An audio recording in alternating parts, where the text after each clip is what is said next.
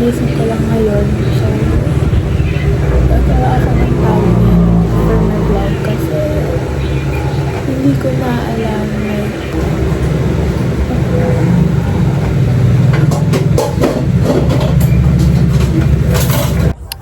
Hi guys, so currently it's August 17 and 7:01 p.m.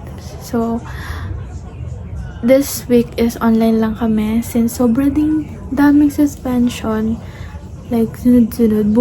Bukas is wala rin pasok yung mga school. So kami may online class pa rin kami. So ang ginagawa ko is ang daming pinapagawa. Yes, ako lang ba? Tinitibid yung mga sabon na binibili. So, hi guys! Tinitipid yung mga sabon na binibili ko kasi wala gusto ko lang, like, let's go.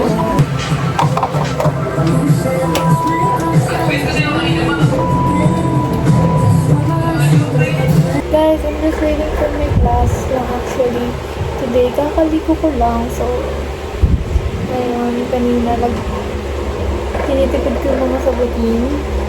So, 6. So, giga. So guys, good morning. Tonight, ano ko ng breakfast ko. Saka yung breakfast na kapatid. So, hi guys, we're eating na. So,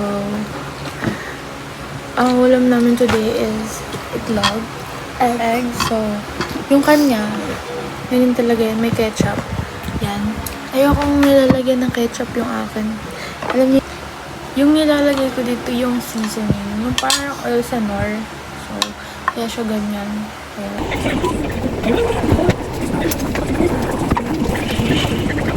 Hi guys, di ko alam ba't may parang dumi sa ano ko dito. Banda. So, yun. Yun na lang. Like, di ko alam kung yun yung date na yun. Something ano ata. August 21, Friday. So, tomorrow may class ako. So, wala nang suspension. Guys, wala na. So, ayun na pa siya. Actually, nag-aaral mga 9 siguro. Ganun. So, study lang this one. This one. And yung bagong sinulat ko kanina. So, ayun na nga, guys. Magpa-practice din ako mamaya with my friends ng table clothing. Bisaya kasi tuloy. Table clothing na binili ko sa Shopee kasi bukas na siya kailangan. So, ito siya. Ayan. 18 yung size. So, tignan nyo na lang. So, ayun, mag-review na ako. I mean, hindi mo talaga like review. Like, para aral lang. Para bukas, masagot tayo sa recitation. Hi guys, so today, may class ako Saturday. Kakall ko yung friend ko. Wala siya. So, update ko na lang kayo mamaya. Hi guys! So ngayon, kasi hinihintay namin isa namin friends.